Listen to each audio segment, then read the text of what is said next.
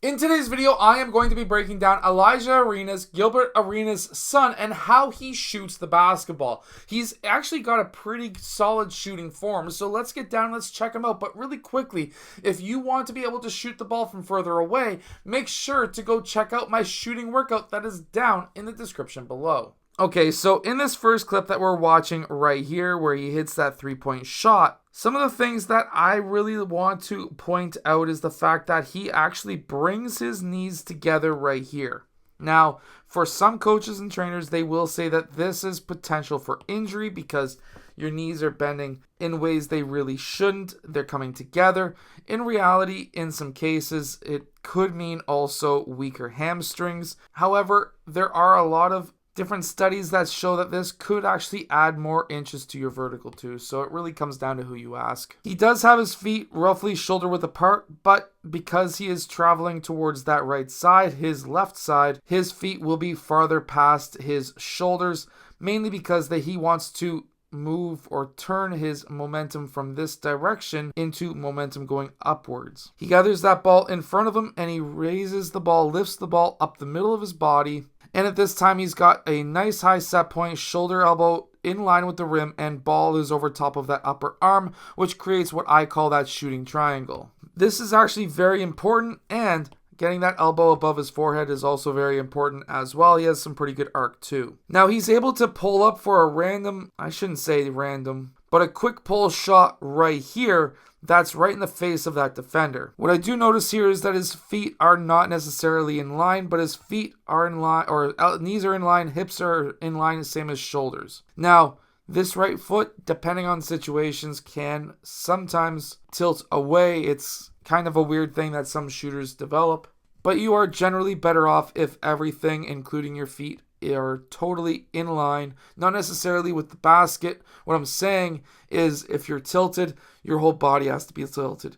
If you're squared up to the rim, your whole body has to be squared up to the rim. And as you can see in this clip, the ball travels up the middle of his body as well.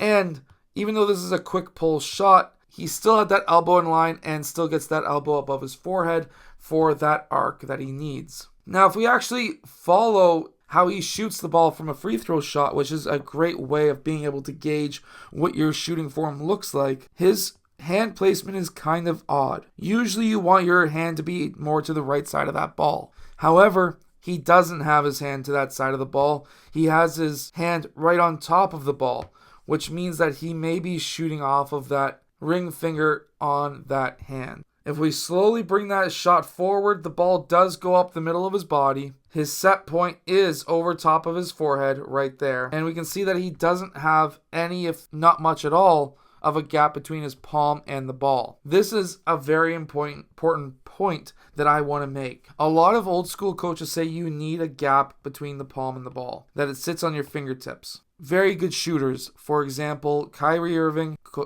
Kobe Bryant, as well as Stephen Curry, all have their palm on the ball. The reason why this is actually a change over the last 10 to 15 years is not because of these shooters.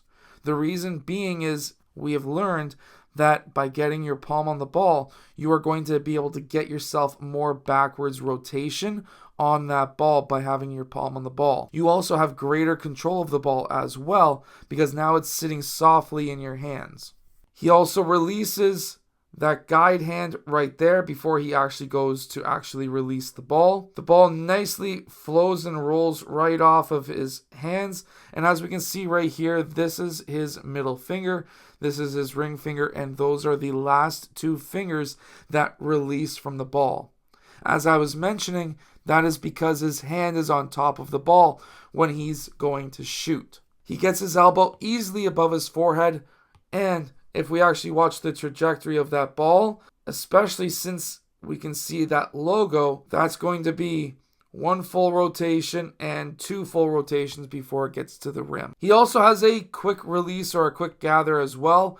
Here, instead of bringing the ball down to his thighs or down to his legs, he has it gathered at his chest, and then he's able to lift up into his shot from his chest while still keeping his shoulder and elbow and ball in line with the rim. instead of what we see here where he gathers the ball at his legs. A quicker release is where you'll be able to get it at your chest. Now, by having your hand more to the right side of that ball is going to allow you to release that ball with these two fingers, which is what most shooting coaches will tell you to do. I hope that this video helps you become a better shooter. Make sure to go check out my shooting workout that is down in the description below. And if you like the idea of me writing on this app, the app is called Coach Lens, and the app link is down in the description below as well. I'll see you guys again in my next video.